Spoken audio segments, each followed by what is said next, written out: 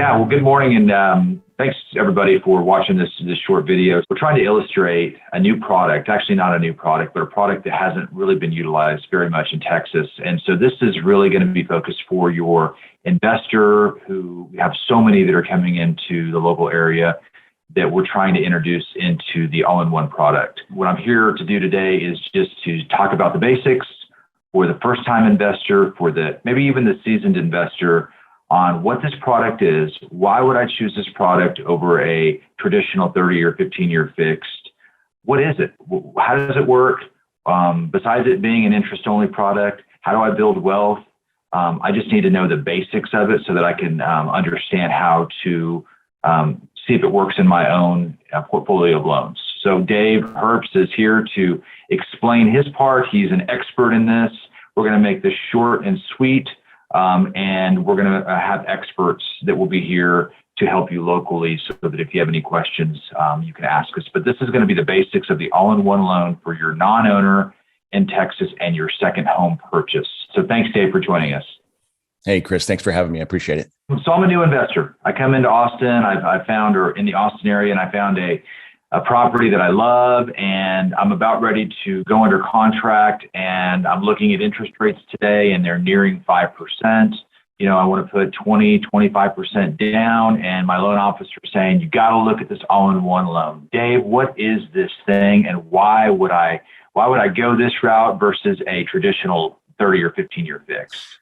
It's a great question, and the answer is it's a better mortgage. It's a more efficient way to manage all mortgage debt and your money without any budgetary change, without any change in or disruption in your lifestyle or your goals. The all-in-one loan is engineered to reduce the mortgage expense the more you use it. If you think about it, the conventional mortgage products we've used to buy real estate with, really since the 1930s, they're stagnant tools. They're very rigid, right? There's not a lot of flexibility or control of either your principal balance, your total interest payments, let alone the use of home equity dollars that they come with, right? They're very rigid. The all-in-one loan is a solution to the mortgage. It's a loan, provides you the financing you need for that purchase, but it actually is engineered to minimize your interest payments on an ongoing monthly basis. It's a sort of a rate tolerant loan. So rates may come up, rates may be down. In any rate environment, what the loan product does is it creates savings benefits. That's not only interest payment savings, that's also time savings. So let me kind of cover what it is structurally. It's a 30-year draw, the only one in America that I'm familiar with still today. First lien position, 30-year draw home equity line of credit. It powers the financing you need to make that purchase or the refinance out of a current conventional mortgage. You have access in and out of the tool over 30 years, literally meaning that you could put $1 towards it today, take that dollar right back out tomorrow or a moment later. You could put $10,000 into it today, use those dollars over the next month, and start thinking about the real estate investor, the rents that are coming in. It recomputes interest nightly. So it creates this sort of incentive and savings benefit just by floating idle cash that you have right now that you don't need to spend to reduce your monthly interest payments. But the big kind of driver of the horsepower behind the loan is that it comes with a linked checking account. The checking account is how you actually engage the mortgage. The checking account's known as a zero balance sweep checking account. This is really where the innovation lies within the mortgage product. If I make a deposit into my all-in-one loan checking account, my money doesn't stay there earning me zero like all other checking accounts. Instead, it's going to put my money to work that day. It's going to sweep. We call it a sweep, just a transfer of funds in its entirety. My checking account zeroes out that night. Doesn't leave any money lingering around there to earn zero. Instead, it's going to push it to the HELOC, which is the mortgage, and it's going to pay down my balance by an equal amount. So it's also the only mortgage that actually applies 100% of your money towards principal first, not interest, as a powerful tool, especially as you talk about real estate investors that want to develop out, greater positive cash flow in their real estate. So I'm a borrower. I'm buying. Let's just, for whole number's sake, the $200,000 house. I'm going to put 25% down, and then I'm going to set up my all-in-one account, and basically, you want me to live out of that account, right? I mean, you want me to pay my bills, and you want me to deposit a majority of my check in there. And then, what my wife said was, and I think the first thing that comes to mind is, oh my goodness, my money, all my paycheck is gone. And how are we going to live, Chris? Like, why would you do that? And so explain to us that in layman's terms, right, in the easy terms to understand, I have a $300,000 home, putting 20% down, and then I'm going to live out of that account, and then my paychecks really should all hit that, right? Because then I can just pull that money whenever I want. Let's start first with the way we've been doing things, right? Kind of the traditional paradigm and system, the banking and borrowing system that we've all grown up with and been told is the way you do it. I'm sure a lot of us are telling our kids, this is the way you do it. It's the way your grandparents did it. And it's kind of the standard stuff here. We get paid today. We deposit our money. I would guarantee that every single homeowner out there, whether you're talking about on a primary residence or second home or multi, real estate investor, we all use a checking account. It's standard here in the United States. We use a checking account to manage our income flow from, into and out of. We pay our bills from that, including our mortgage payments. Think about the volume of money, though, for a second, Chris. How much money over time flows through a traditional checking account? On average, the typical American household will flow more money through their checking account in just 5 years than they owe on their house. Okay, so why does it take 30, 40, 50 years to pay off a house when you've got this capital? You've got this personal capital. The problem is that we don't get any return. There's no yield on our checking accounts. Even savings accounts don't really pay us any tangible yield, right? When we want to tuck away some cash and we have to be liquid on a portion of our money. But so the beautiful thing about the loan is that it breaks down the barrier between the two. Instead of earning zero on your capital as it flows through your checking account and you manage those dollars over time, in the meantime, you're also paying higher interest on a traditional mortgage. I don't care how low your rate is. You're paying more interest on your mortgage debt and all debts in general than you're earning on your money, right? It's just the way things have been. And it sets us back. This is why it takes us forever to pay down debt. The longer we take to pay down debt, the more expensive the borrowed money is. And that's something I think that people need to understand is like, you may have a really low payment, an interest rate that you feel really emotionally kind of proud of, but that doesn't mean you're paying low interest. You're paying a lot of interest on that low rate. Just look at the terms of your loan, right? So what this does, to answer your question, the all-in-one loan is spectacular because instead of allowing your cash to sit there idly earning zero, it's a zero balance account, but it keeps your money liquid. Your money is completely available to you 24/7. You're literally parking, or as I like to kind of say to people, you're investing cash. You're investing your income the day you get it in your possession, right? Into your home, which is an asset. Your home is an asset, whether again, that's an investment property for you or a second home. You're literally investing your income dollars the day that those come in your possession, because you don't spend all your money at once. You're not needing to spend your entire paycheck tomorrow, right? Most of us live within our means, and you've got grocery bills and things like that throughout the week. You've got a utility bill that's due in 2 weeks. Maybe your real estate taxes are due next quarter, but you've already earned the money you're going to use to pay those bills. Well, instead of, again, letting those dollars loiter in a traditional checking account doing nothing for you, why don't you park them in your mortgage, invest them in your home? You'll reduce the principal balance that day. That reduces each day's interest expense, which is then totaled at the end of the month and becomes the interest-only payment that isn't due until the next month anyway. Meanwhile, your money is fluidly available for you 24/7. It comes with ATM debit, Visa cards, online banking, mobile banking, bill pay. It's completely visible. You can link external accounts to it. At the end of the day, it's not required. You don't have to use this as your primary banking engine. To your audience, Chris, you work with a lot of smart people. And I like to say to people, this isn't a loan that's just for savvy people. It's for the average American, homeowner that is looking just to get ahead. And they realize these things, the bank is taking advantage of my money more so than I am. You get to change that now. You get to actually invest it in your home, which is an asset, grow equity rapidly, remain liquid with your cash. So it makes it very safe to generate that savings. And don't forget, for the investor out there, this is an interest-only payment, right? So for cash flow purposes, you're going to cash flow much better monthly because it's interest only. But really, it's not. I mean, I know you and I have talked about this isn't really designed to be, hey, I just want to make the minimum interest-only payment, unless you're an investor and you're going to flip out of the house in a couple of years. You're just trying to grow equity and just trying to have the minimum payment, correct? Yeah. You can do that, of course. But here's the way I like to frame the loan structure. When you think about payments, we naturally think of a single amount of money that we are sending away to the servicing department or to our lender. Right. Whether it's a car loan, a boat loan, a motorhome loan, or a mortgage, it doesn't matter. Payment structure is really relatively the same. Here in the United States, we're very used to sending that payment away. Either it's interest only and you're not making any progress on principal, or it's a principal and interest payment structure. But think about it. The amount of interest that's built into that payment, that monthly obligation, is invisible. You don't see it. You don't control it.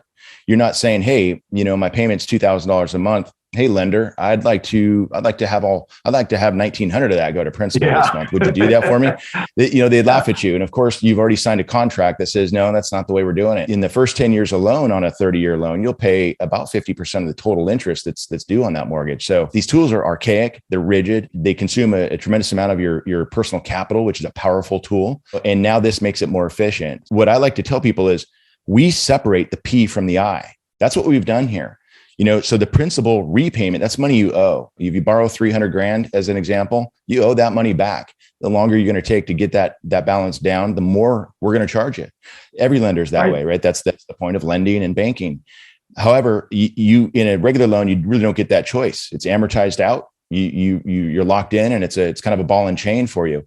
We changed that ball and chain into a battle axe by separating out the principal repayment. Right? When you make a deposit in the all-in-one loan, it drops your principal that day, 100%, right? Whether you put $1 towards it, $5, $5,000, your rental income, whatever it is, your balance drops that day. That now recasts interest that day. So each day it's recasting. It creates an incentive to keep money in it.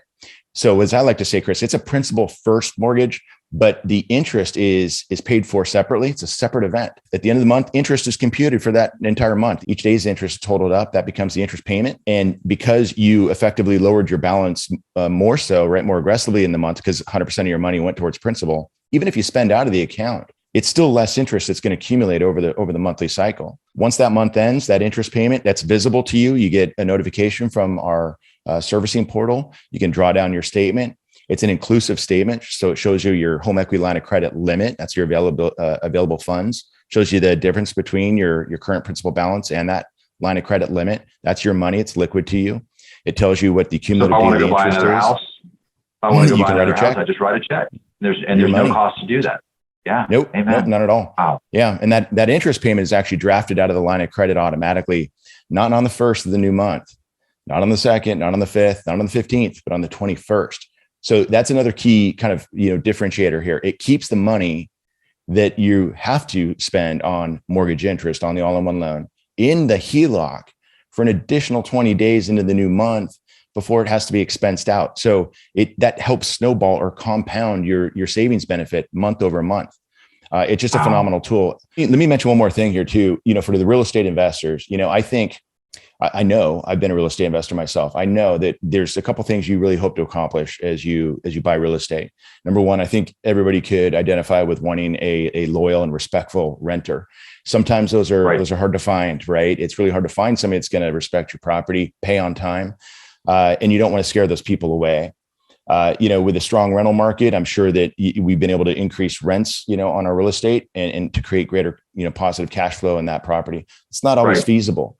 Right. You don't want to necessarily price yourself out just to gain a little bit more. You also don't want to scare away a renter and have to go through, that and some vacancy, some costs associated with that stuff, and refurbishing a place over and over and over again. Right. That's sometimes something you don't want to go through. So the only other way we can actually create greater positive cash flow in a rental property traditionally is by refinancing, lowering your mortgage expense. Well, goodness gracious, we know that's not possible all the time. Rates don't always drive down perpetually. So, and does that altogether make sense? You're constantly adding more and more cost to your life by $5,000 every time you do it. Totally. Yeah. Totally. So what if you got a mortgage product that just because you're flowing your rental income into and, other idle income, it's a checking account, right? It's fully secured. Supported by Visa, it gives you access to your funds, but it parks your cash into the mortgage and keeps it there securely available for you to use. And so by using it, it's reducing not only the balance, but each month's interest expense. So you're effectively reducing the amount your mortgage obligation. So you grow, you separate, right? You kind of begin to grow a difference between what your mortgage obligation is, the interest only payment each month versus your rental income. It generates greater positive cash flow automatically without having to chase rates around and without having to raise rents if that's not available for you to do. Yeah. So lastly, so the scary thing for me when I did mine here recently was the ARM, right? Mm-hmm. Oh my goodness, this is an adjustable rate mortgage. In 2008, everybody that had one of those, lost their homes or foreclosed, right? So it's a scary term. So talk to us a little bit about, I know there's some fixed options that will go to 3 and 5 years, but talk to us a little bit about the length that those ARMs adjust. Mm-hmm. I know it's not like your typical ARM, right? It's based on a LIBOR that doesn't move quite as much as a typical ARM. Is that correct? Great question. So we actually transitioned away from LIBOR recently because the US dollar version of LIBOR was essentially sunsetted here federally in the United States. It's still used, in some places around the world, but essentially the LIBOR is being discontinued as of June or right. So next year. So we've actually, preemptively migrated away from LIBOR because it's becoming less and less relevant as an overnight benchmark rate, right? It was very dependable in the past, not so much, these days as things have changed around the world, especially here in the US. So, so what we've done is we've migrated away from LIBOR. We implemented the 1 year, what's called the 1 year treasury rate, or the 1 year constant maturity treasury rate. And that's an important distinction. So it's the 1 year CMT. And what that means is we update it once a month, and it's a monthly average of yields on treasury bonds that have been recently auctioned off that have a 1 year maturity. So they're loans that are issued by the federal government, and they're loans that will mature in a year. That average yield is updated once a month on the first. So it can tick up, it can tick down. In fact, in the last 25 years, the 1 year CMT averaged lower than LIBOR. So it's surprising to people to hear this stuff, right? And it also, it's predictable. Its historic average is about 2%. Here we are in February of 2022, and is it going to go to 10%? Well, for that to happen, the 10-year yield would be at what, probably 12 or 13%. And right. There's a lifetime cap on this loan. But the biggest driver of this, and I think to your question, the reason why ARMs and variable rate mortgages really led to a lot of kind of chaos during the mid 2000s or late 2000s for a lot of people is because they were treated as interest only loans, fully, and people really over leveraged. You could go obtain, not just HELOCs at high loan to values or combined loan to values, but also other mortgages at 100% financing. Gosh, you remember, Chris, all the way up to 125% financing at one point, crazy. Right? So you're financing or borrowing more than the place is worth.